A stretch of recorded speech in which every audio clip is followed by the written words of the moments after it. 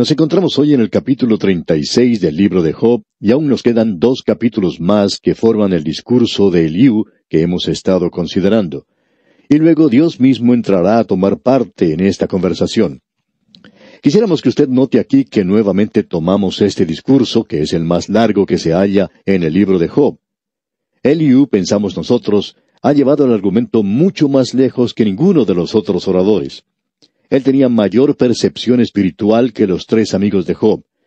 Y aún así, este no era completo, como podemos ver en este capítulo. En los primeros 2 versículos del capítulo 36 leemos, añadió Eliú y dijo, espérame un poco y te enseñaré, porque todavía tengo razones en defensa de Dios. Ahora él está defendiendo a Dios, y él tiene, como la mayoría de nosotros, un conocimiento limitado. Estamos tratando aquí de un Dios infinito, y nosotros no tenemos todas las respuestas. Ese es el mismo problema que mucha gente encuentra hoy. Cierta persona dijo en una ocasión, yo no puedo creer. El pastor le preguntó, ¿y qué es lo que no puede creer? ¿Cree que el Señor Jesucristo murió en la cruz? ¿Que resucitó? Y contestó, yo creo todo eso. Pues bien, prosiguió el pastor, ¿por qué entonces no puede confiar en Él? Bueno, dijo, hay tanto más, la creación, Jonás, Noé, los milagros y toda esa clase de problemas. Luego añade, usted dice que es a causa de nuestro pecado que nosotros somos incrédulos, y yo quiero ser un creyente. Pues bien, le dijo el pastor, usted está cometiendo un gran pecado, y es este. Está dejando que las cosas que no conoce lo desalienten en relación con las cosas que conoce. Y hay muchas personas, amigo oyente, que están haciendo lo mismo. Si usted conoce lo suficiente como para confiar en Cristo, entonces estas cosas pequeñas se normalizarán por sí mismas.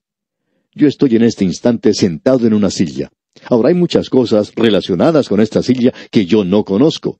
Para comenzar, puedo decir que no sé quién la hizo. No conozco ni el nombre de la compañía que la fabricó. No sé mucho acerca de esta silla. No sé qué clase de metal se usó para construirla. Y tampoco la calidad de plástico que la cubre. Verdaderamente no sé mucho de esta silla, pero amigo oyente, conozco lo suficiente como para sentarme en ella, y confío que ha de sostenerme. Ahora, ¿conoce usted que Cristo murió por usted? ¿Que Él volvió a resucitar? Pues bien, entonces confíe en Él como su Salvador, y entonces todas estas cosas de las cuales ahora tiene dudas, se arreglarán por sí mismas, estamos seguros de eso. Y si fuera necesario para mí saber algo más sobre esta silla, yo creo que me podría enterar.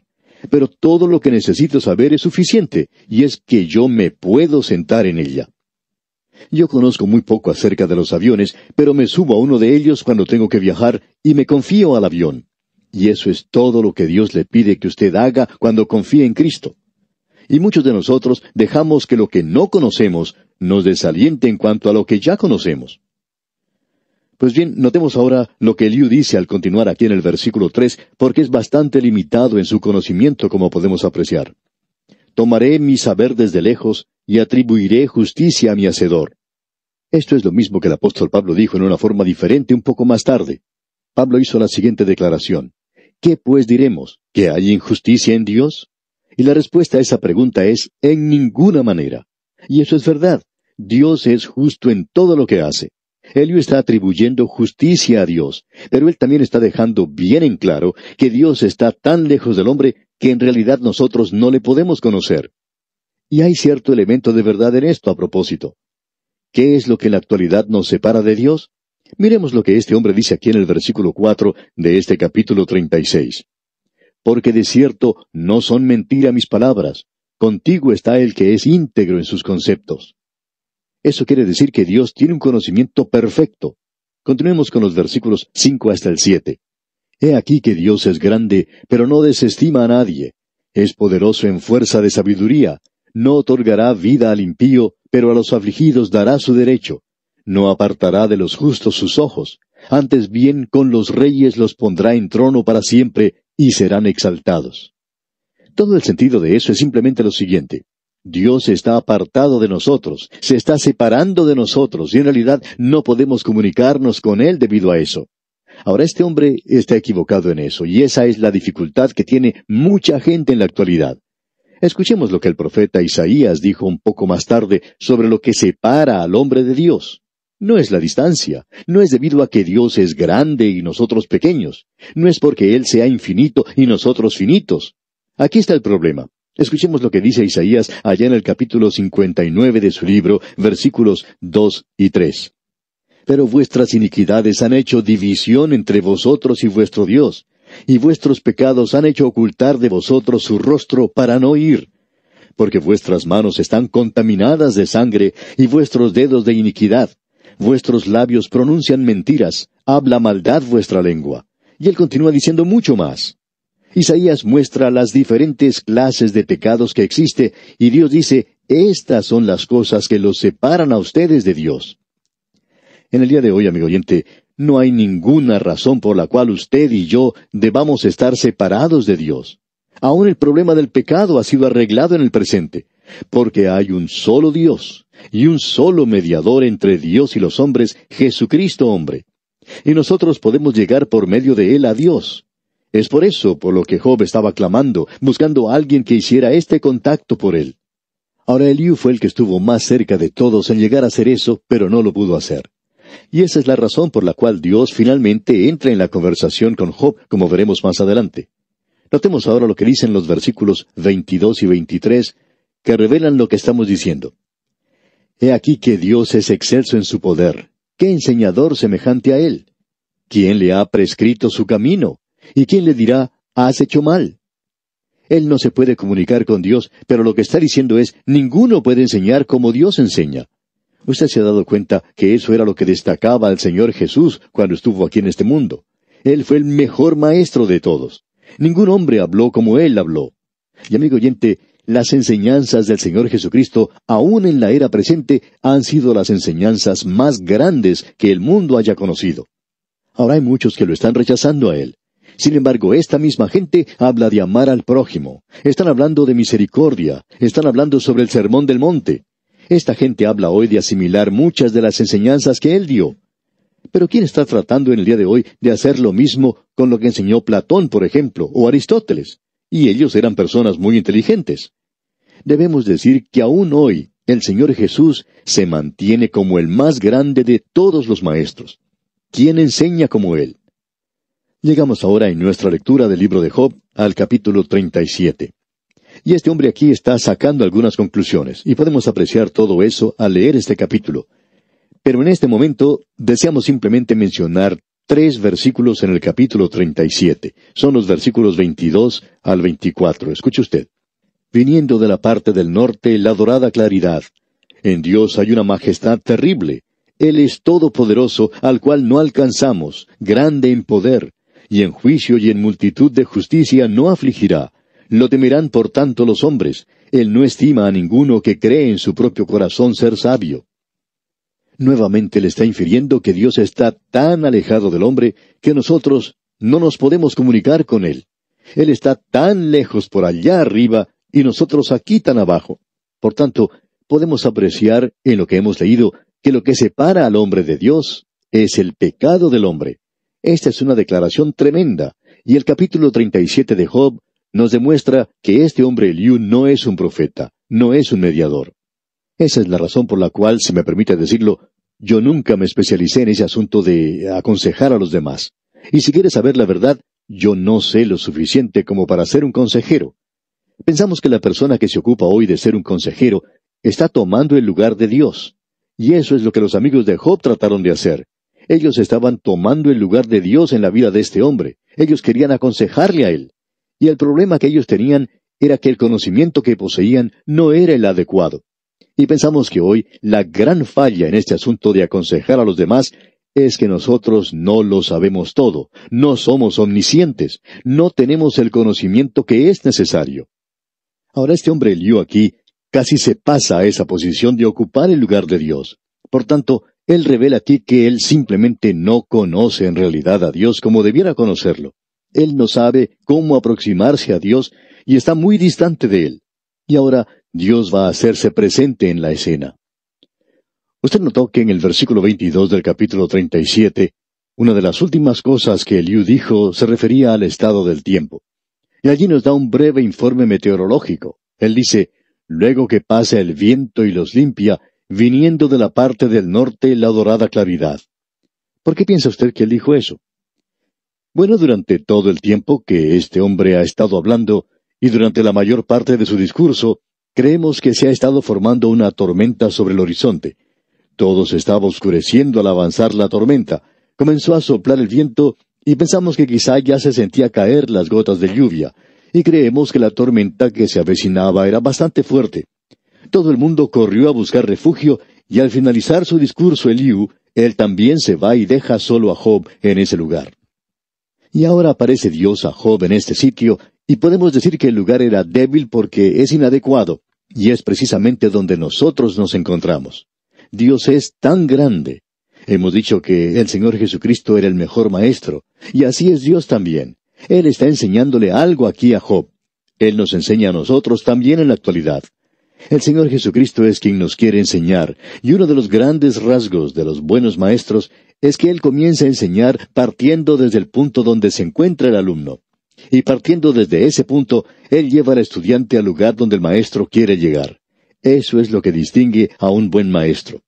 Usted podrá darse cuenta en primer lugar que Dios comienza en el mismo punto donde ellos habían dejado, hablando de la naturaleza.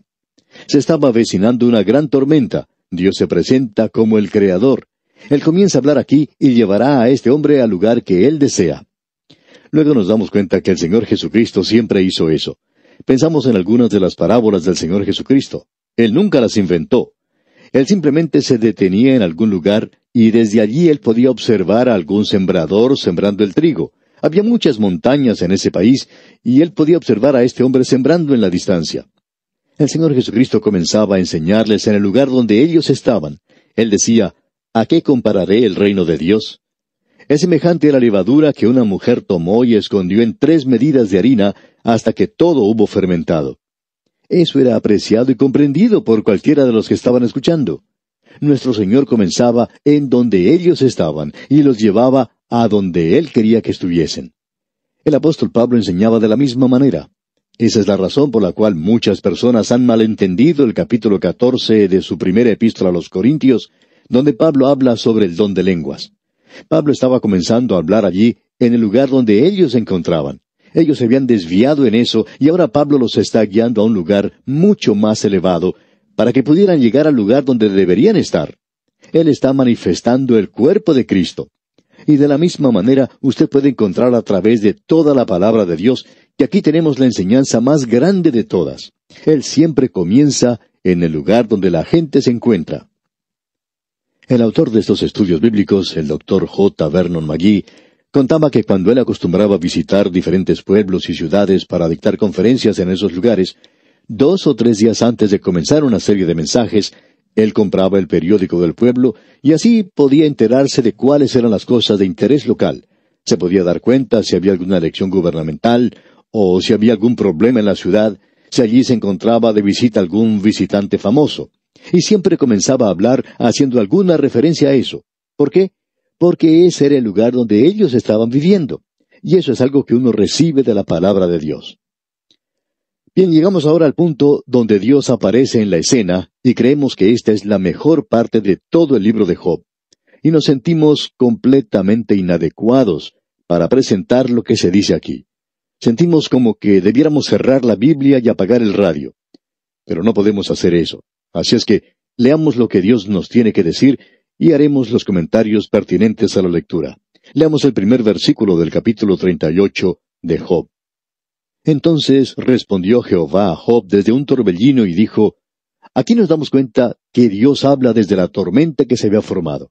Y Él está hablando como el Creador. Leamos ahora el versículo 2. ¿Quién es ese que oscurece el consejo con palabras sin sabiduría? Y esta es la segunda vez que esto se menciona. Y Dios volverá a lo mismo, digamos de paso, y veremos que Job nuevamente estará dispuesto a decir que él ha pronunciado palabras sin sabiduría. Y eso, amigo oyente, es un pecado tremendo. Y pensamos que en la actualidad nosotros tenemos programas en la televisión donde la gente habla sin sentido, y donde no solo están cometiendo un gran pecado, sino que la mayoría de ellos son lo más ridículo que uno se puede imaginar. No llegan a lograr nada, y lo hacen pasar como entretenimiento, que algún atolondrado ha preparado para ellos. Debemos repetir aquí lo que Dios dice. ¿Quién es ese que oscurece el consejo con palabras sin sabiduría? Es como sacar un grupo de palabras de un diccionario y hallamos que hay gente que hace eso. Un hombre dijo que a él le gustaba leer el diccionario porque las historias son tan cortas allí. Pues bien, mucha gente simplemente saca unas cuantas palabras y tratan de utilizarlas. Si tienen sentido o no lo tienen, no es de mucha importancia para ellos, pero están usando palabras grandotas. Ahora, en el versículo 3 de este capítulo 38 dice, «Ahora ciñe como varón tus lomos, yo te preguntaré y tú me contestarás». Y ahora comienza con la creación, y aquí tenemos un versículo que bien vale la pena colocar en la cubierta de cualquier libro de geología, pero por supuesto no nos permiten hacer eso. Nos gustaría colocarlo en cualquier libro, ya sea escrito por un creyente o no. No hay ninguna diferencia en quién lo haga, pero que lo coloquen en los libros de geología. Escuche lo que dice este versículo 4. ¿Dónde estabas tú cuando yo fundaba la tierra? Házmelo saber si tienes inteligencia. Podemos preguntar, ¿dónde estaba usted, amigo oyente? Y esa es una buena pregunta. ¿Qué es lo que mantiene a este universo en el espacio? Y este mundo no está fijo en un solo lugar. Lo sorprendente es que usted y yo nos encontramos en este pequeño mundo que probablemente es tan inestable como lo más inestable que puede existir. Nos preguntamos cuando observamos este mundo, este globo terráqueo, y vemos que no hay nada debajo, ¿qué es lo que lo mantiene allí? En lo que se refiere al universo, uno no sabe cuál es la parte de arriba o cuál es la de abajo. ¿Por qué no comienza a dirigirse hacia alguna dirección? ¿Por qué está girando nada más de un lado para el otro? ¿Y qué es lo que lo mantiene girando en su lugar? Aparentemente lo ha estado haciendo por millones de años. La pregunta es, ¿dónde estabas tú cuando yo fundaba la tierra?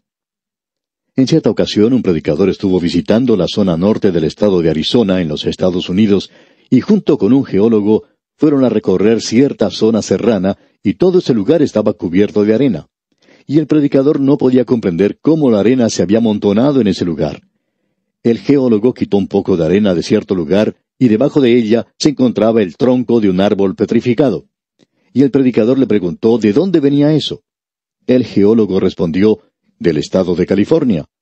El pastor volvió a preguntar quién lo había traído a Arizona, a lo cual el geólogo contestó, bueno, flotó hasta este lugar. Ahora, si usted puede observar el desierto de Arizona, pues no puede imaginarse que en ese lugar hubiera habido agua alguna vez, que hasta allí hubiera flotado el tronco de un árbol, pero según el geólogo, eso fue lo que ocurrió. Ese tronco había flotado desde California y allí estaba delante de ellos un tronco petrificado. El predicador preguntó al geólogo cuándo había sucedido eso, y éste contestó, pienso que hace unos 250,000 años. Y lo decía como si él hubiera estado allí cuando llegó ese tronco. Ahora, quizá el geólogo tenía razón y bueno, no vamos a contradecirlo diciendo que estaba equivocado, pero debemos decir que hay muchas personas en nuestros días que hablan como si realmente supieran lo que ocurrió hace millones de años. Y Dios dice, ¿dónde estabas tú cuando yo fundaba la tierra? Házmelo saber si tienes inteligencia. Amigo oyente, ¿sabe dónde estaba usted cuando Dios fundaba la tierra? ¿De dónde viene usted? Veamos los versículos 5 al 7 de este capítulo 38 de Job. ¿Quién ordenó sus medidas, si lo sabes? ¿O quién extendió sobre ella cordel? ¿Sobre qué están fundadas sus basas? ¿O quién puso su piedra angular cuando alababan todas las estrellas del alba y se regocijaban todos los hijos de Dios? Amigo oyente, si usted pertenece a Dios, si es su hijo, entonces va a tener gozo en su vida. Él quiere que usted tenga gozo. Bendito sea el Dios y Padre de nuestro Señor Jesucristo. Bendito, sí, feliz es la palabra. Él es feliz, Él tiene gozo y quiere que nosotros tengamos gozo en el día de hoy. Amigo oyente, esperamos que su gozo en el Señor sea lo que le toque en el día presente. Él quiere que así lo sea. Seguiremos hablando de este asunto en nuestro próximo programa. Por hoy vamos a detenernos aquí y confiamos que usted volverá a sintonizarnos en la continuación de este interesante estudio de la vida de Job. Hasta nuestro próximo programa, amigo oyente, que el Señor bendiga su vida en forma especial, es nuestra ferviente oración.